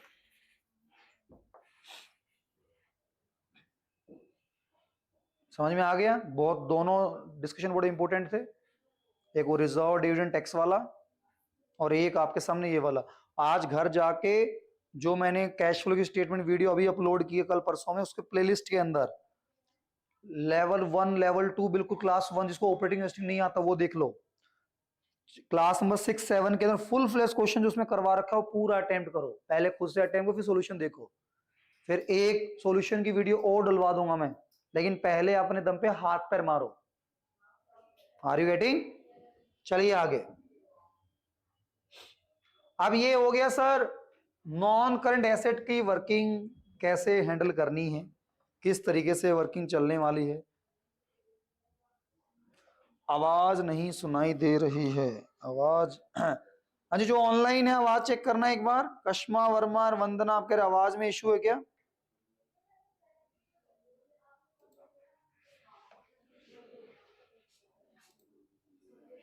Is it Audible?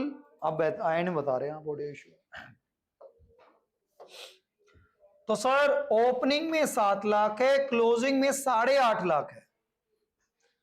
केवल यहां तक की अगर इंफॉर्मेशन है, स्टेप बाय स्टेप चलेंगे, ये कुछ भी नहीं बोला हुआ, तो सर इसका मतलब हमने क्या किया, नई खरीदी है, परचेज किया, तो इन्वेस्टिंग में क्या कर देंगे, माइनस कर देंगे। सॉल्व मामला।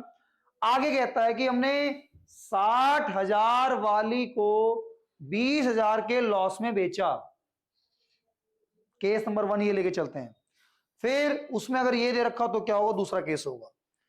पहले वाले में तो सिंपल है, केवल इतना होगा तो हम क्या करें, खरीदी है, पैसा गया है, इन्वेस्टिंग में लेस कर देंगे। अब अगर ये देगा तो हमें अकाउंट बनाना होगा।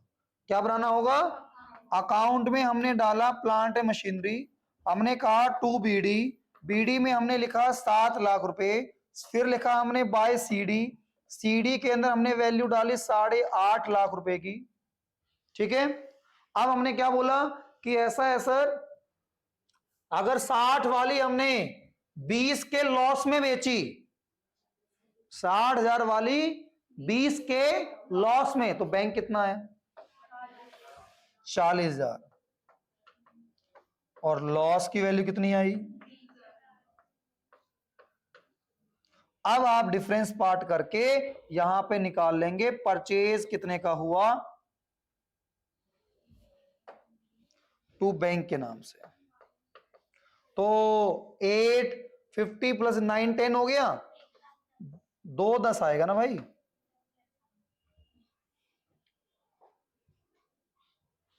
एक 10 2 10 खेलते रहेंगे। कहां दिखाएंगे इसको कैश फ्लो में, कैश फ्लो जब बनाएंगे तो एक तो बनाएंगे cash flow from operating. Operating में हमने डाला purchase of loss on sale होता है, परचेज कैसे हो सकता है, loss on sale of plant machinery. कितने का लॉस हुआ है, 20,000 रुपए का। फिर cash flow from investing activity, इसमें दिखाएंगे purchase of plant machinery, sale of plant machinery. Sorted. Purchase कितने की, 2,10,000 की। सेल कितने की, 40,000 रुपए की। सेल हुई पैसा आया, परचेज हुई पैसा गया है। सॉर्टेड। अब आपके सामने वर्किंग में यहां पे आता है कि भैया प्लांट मशीनरी कॉस्टिंग 60,000, जिसके ऊपर डेप्रिसिएशन चार्ज हुआ 20,000 रुपए का, वो सोल्ड हो गया 20% के लॉस पे। क्या करेंगे, तो हम सर एक्टिव डेप्रिसिएशन अकाउंट नहीं बनाएंगे। अगर एक्टिव डेप्रिसिएशन अकाउंट इसमें नहीं दे रखा है तो एक्टिव डेप्रिसिएशन अकाउंट नहीं बनेगा। समझ में आ गई बात, यहां दे रखा है तो अकाउंट जब आप बनाओगे तो उसकी वर्किंग क्या होगी, सुनो। आपके सामने 2 BD CD सेम आएगा, उसमें कोई चेंज नहीं होगा। 2 BD में आपने डाल दिया 7 लाख का, वो डिट्टो सेम टू सेम आएगा। बाय CD में 8.5 लाख का, वो डिट्टो सेम यूं का यूं आएगा। ठीक है यहां तक। अब उसने कहा कि 60,000 की कॉस्टिंग थी, जिसके ऊपर आज तक 20 का डेप्रिसिएशन लगा हुआ था, मतलब वो 40 की थी। उसकी बुक वैल्यू 40 की थी। यहां से क्वेश्चन शुरू होगा। जब एक्टिव डेप्रिसिएशन अकाउंट अलग से दे रखा होगा तो 2 अकाउंट बनेंगे, एक प्लांट मशीनरी अकाउंट, एक एक्टिव डेप्रिसिएशन अकाउंट। तो उसमें ओरिजिनल अमाउंट 60 वहां पे है, 20 वहां पर है। बट अगर एक ही अकाउंट तो नेट करके, तो यहां इस 7 लाख में वैल्यू 40 की इंक्लूड है वो। यहां से क्वेश्चन शुरू होगा कि सर कॉस्टिंग 7 थी, एक्टिव डेप्रिसिएशन चार्ज 20। कई बार वो कह देता है कि कॉस्टिंग 60 की थी, बुक वैल्यू 20। तो बुक वैल्यू का मतलब होता है कॉस्ट में से डेप्रिसिएशन लेस होके जो अमाउंट आया उसको बुक वैल्यू बोलते हैं। तो अगर ऑलरेडी बुक वैल्यू दे दी है तो मुझे अब लेस ऐड कुछ नहीं करना, वहीं से वर्किंग स्टार्ट करनी है। तो अगर उसने कहा कि 60 की थी, 20 डेप्रिसिएशन लग जाओ, 40,000 की थी उसका मतलब, ठीक है। कितने लॉस में, 20%। तो बैंक के नाम से कितना आ गया, बैंक के नाम से कितना आ गया? 40,000 का 20%, 8,000 का लॉस हो गया। तो ये हो गया पी एंड एल। ठीक है, जो लॉस है किस नाम से आएगा? P and L. कितने की वैल्यू आ गई? 8,000 की। तो 40 में से 8 गया, कितना रह गया? 32,000। समझ पा रहे हैं आप? कोई कंफ्यूजन है इसके अंदर? चला सकते हैं गाड़ी आगे। अब इसका इफेक्ट सर, अब डिफरेंस निकाल लो पहले, और वो क्या आ जाएगा? परचेज। परचेज किस नाम से? बैंक के नाम से। टोटल कितना आएगा? 850 और ये 890। चेक करो, स्पीड बढ़ाओ। 890 में से 7 लाख गया, कितना रह गया? 190। अब बताओ कैश फ्लो में क्या क्या करोगे? कैश फ्लो में क्या क्या, जल्दी बताओ। डेप्रिएशन कहीं भी है? नालायक कैसी बात है, सारा डेप्रिएशन थोड़ी है वो, केवल और केवल लॉस वाला ट्रीटमेंट होगा। ऐड करेंगे loss on sale of plant machinery 8,000 रुपए का। फिर कैश फ्लो फ्रॉम इन्वेस्टिंग की बात आ रही है, तो उसके अंदर क्या होगा? Purchase of plant and machinery. कितने की परचेज? 190 की। पेमेंट गई है, लेस कर दिया। सेल ऑफ प्लांट मशीनरी, पैसा आया है कितने का? 32 का। समझ पा रहे हो? ये प्रोसेस है जो आपको अपने काबू में करके चलना है। तो ये वीडियो का लिंक भी भेज दूंगा। एग्जॉस्ट नहीं होना है, लेकिन इसको पूरा करना। उसके बाद फिर आपको पार्टनरशिप का भेजूंगा, फिर उसके बाद शेयर का भेजूंगा। देखो, तभी मजा आएगा वर्किंग भेजने का जब आप उसके ऊपर भी मेहनत इक्वल लगाएंगे। केवल उसके ऊपर आप सिलेक्टेड टेम्परेरी पार्ट में लेके चलेंगे तो कोई फायदा नहीं है। Got it? और कल जब सुबह आएंगे तो इन सारी वर्किंग के बेस पर आपके डाउट्स रेडी होने चाहिए। तो मैं इसका भी एक क्वेश्चन करवाऊंगा, एक पार्टनरशिप का, तो सारे शेयर फिर एक एक क्वेश्चन से सारा जो किया हुआ आज पूरी शाम में तो लगाओगे, सारा रिकैप हो जाएगा। और इतना हर बच्चा जानता है, जिस इंसान के तीनों टॉपिक काबू में आ गए तो उसका भैया किस लेवल तक का स्कोर कार्ड बन सकता है। कल का पूरा दिन है, परसों का पूरा दिन है, उसके बाद एक और दिन है, तो आपके पास जो टाइम है वो आपके फेवर में काम करेगा। बस हर सेकंड थोड़ा सा एफिशिएंसी बढ़ानी है। तो लास्ट वर्किंग करा रहा हूं आज की, ध्यान से देखेंगे, इंपॉर्टेंट पॉइंट में देखेंगे जब आपके सामने प्रोविजन के बैलेंस दे देते हैं। तो ये आज का लास्ट टॉपिक है, और फुल फ्लैश की जो वीडियो है वो आपके सामने शेयर करवा दूंगा मैं, ऑलरेडी है उस ग्रुप के अंदर है। तो प्लांट मशीनरी एक्यूमुलेटेड डेप्रिएशन, ये पॉइंट के मैंने फॉर्मेट बना लिए। ठीक है, बीडी सीडी डालने में मुझे नहीं लगता किसी को दिक्कत है। सबको पता है एसेट का बीडी सीडी यहां पर होगा, उसके डेप्रिएशन का बीडी सीडी यहां पर होगा। सॉर्टेड मामला यहां तक? तो डाल लो ना, साथ साथ करो फटाफट। तो आपके सामने 2 बीडी 5 लाख का, बाय सीडी 6 लाख का, एक्यूमुलेटेड डेप्रिएशन बाय बीडी 120 का, 2 सीडी 185 का। तो उसने कहा कि 50,000 की कॉस्टिंग जिसपे डेप्रिएशन चार्ज हुआ है 10,000 रुपए का। तो सर अगर कोई एसेट बिक रही है, एक तो तरीका है कि आप डिस्पोजल अकाउंट बना के करो, एक है कि डायरेक्ट इसी में करो। दोनों तरीके से करवा रहा हूं, ध्यान से देख लो। जो भी एसेट है उसकी ओरिजिनल वैल्यू इस अकाउंट में है, उसके ऊपर आज तक का लगा हुआ डेप्रिएशन इस अकाउंट में है। ठीक है, तो यहां से उसका डेप्रिएशन निकालना है, और आप डिस्पोजल नहीं बना रहे हो तो इस अकाउंट में ट्रांसफर कर देना है। जो भी लॉस हुआ P&L के नाम से, प्रॉफिट हुआ पीएनएल के नाम से, जितने की बिकी बैंक के नाम से। यही चीज करनी बस, और कुछ नहीं है, सिंपल है। तो जो बिकी है उसकी ओरिजिनल वैल्यू कितने की है? इस 5 लाख में से 50 वाला माल बिक रहा है। अब वो कह रही है डेप्रिसिएशन चार्ज कितने का हो रखा है? 10 का। तो डेप्रिसिएशन सारे इस साइड में लिखा हुआ है।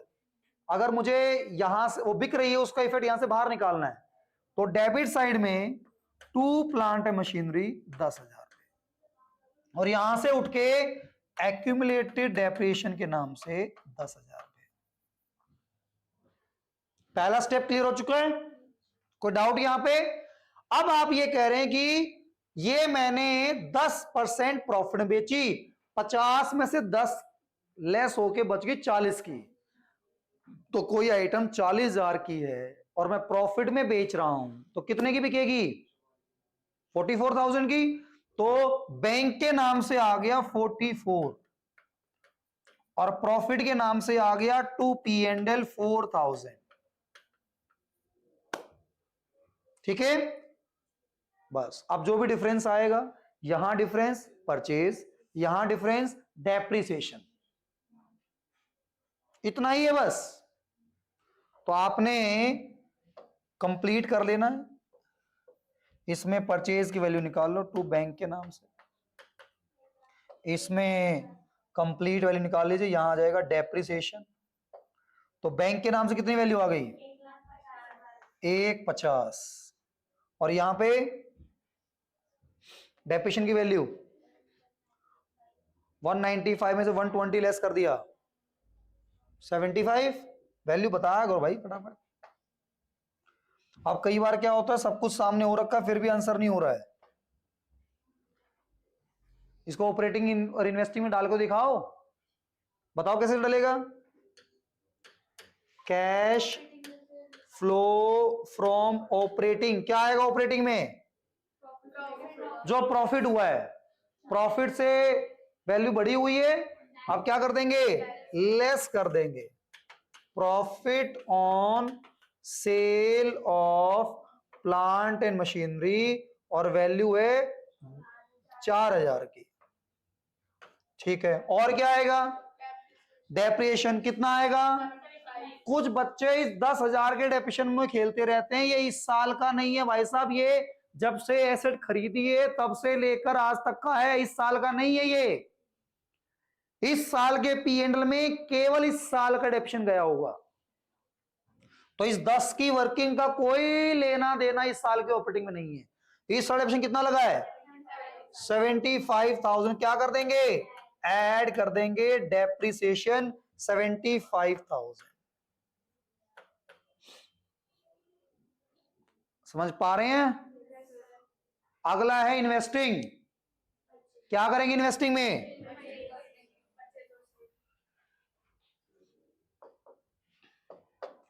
तो आपने डाला कैश फ्लो फ्रॉम इन्वेस्टिंग, आपने कहा purchase of plant machinery, sale of plant machinery.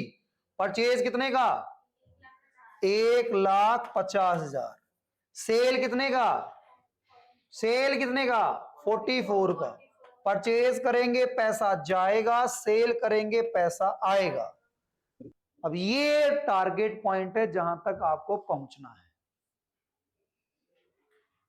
नहीं समझ में आया तो इसकी प्रैक्टिस की एक एक शीट में और दिलवा दूंगा आपको, क्योंकि पहले इसमें खेल लो आप आराम से। चलें आगे। तो अगर इसी को ऐसे डिस्पोजल से करें हम, सेम वर्किंग, किसी को डिस्पोजल की हैबिट होती इसलिए करा रहा हूं, नहीं तो अगर ये समझ में आ गया तो काम चल रहा है। अगर किसी को है कि नहीं सर हम तो डिस्पोजल से करते आए हैं, एग्जाम डेज में कंफ्यूज होने की कोई रिक्वायरमेंट नहीं है, तो इसी चीज को मैं डिस्पोजल से भी करा देता हूं। Plant and machinery, provision for depreciation, या फिर इसको एक्यूमुलेटेड डेप्रिसिएशन, कुछ भी बोल लो एक ही बात है। बीडी सीडी तो सेम ही डलेगा, BD CD, BD CD. BD कितने का था? 5 लाख का। सीडी कितने का था? 6 लाख का। प्रोविजन का बीडी कितने का था? 1,20 का। सीडी कितने का था? 185 का। ये तो सेम ही सेम है।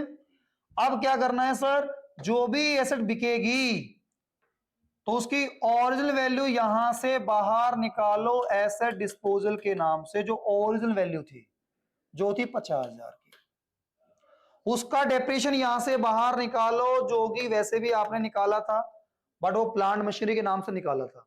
अब आप ट्रांसफर कर दो एसेट डिस्पोजल में। तो जो कार्यवाही प्रॉफिट की, सेल की, बैंक की आपने यहां पे की है, अब वो एक सेपरेट अकाउंट, ये थोड़ा नीट एंड क्लीन काम है, मिक्सअप नहीं होता है इसके अंदर मामला। तो जो भी आपको प्रोसेस समझ में आ रहा हो कर लो। तो क्या करना है, एसेट डिस्पोजल का अकाउंट बनाना है। अकाउंट में क्या होगा सर, इसके क्रेडिट में आपने डिस्पोजल का नाम लिया है, तो डिस्पोजल के डेबिट साइड में प्लांट मशीनरी आ गई 50,000 की। सर प्रोविजन के अंदर डेबिट में डाला है, तो इसके क्रेडिट साइड में प्रोविजन के नाम से आ गया 10,000 में। अब सारी वर्किंग सेम होगी। बिकी कितने में है सर, बैंक के नाम से। प्रॉफिट कितने में है सर, पीएल के नाम से। और ये वर्किंग खत्म हो जाएगी। बिकी कितने में, 44,000 की। प्रॉफिट कितने का, 4,000 का। और डिफरेंस वही सर, डिफरेंस जो भी आएगा वो मेरा परचेज होगा, वो बैंक के नाम से आएगा। वैल्यूज में कोई चेंज नहीं आएगा, सेम टू सेम वैल्यू निकलेंगी। 1.5 लाख की मेरी परचेज है सर। इस साल का डेप्रिसिएशन कितना लगेगा sir, depreciation same to same लगेगा 75,000। तो आप वर्किंग चाहे ऐसे करो चाहे आप ऐसे करो, जिसमें आप कंफर्टेबल हैं वैसे के वैसे कर सकते हैं। सॉर्टेड है मामला। पढ़ेंगे आज थोड़ा सा, बेस्ट टू बेस्ट जान लगाएंगे, टाइम वेस्ट नहीं करेंगे। रात को सोने से पहले सैंपल पेपर लगा के सोएंगे। पूरे दिन अपने इन 3 चैप्टरों के ऊपर नैया पार लगाओ, टाइम वेस्ट नहीं करना है, ना ही सोशल मीडिया पे ना ही यूट्यूब पे यूजलेस की पार्ट में टाइम नहीं। जो काम की बात के लिए उतना ओवर इंफॉर्मेशन भी होनी चाहिए। किसी दोस्त ने कोई फाइल भेज दी, उसको देखने में लगे हुए हैं, कोई वीडियो आ गई उसको देखने में लगे। जो काम का स्ट्रक्चर बना हुआ है वहीं तक अपने आप को लिमिट रखना है। ओके, कल मिलेंगे same time same channel with different episode. Thank you very much.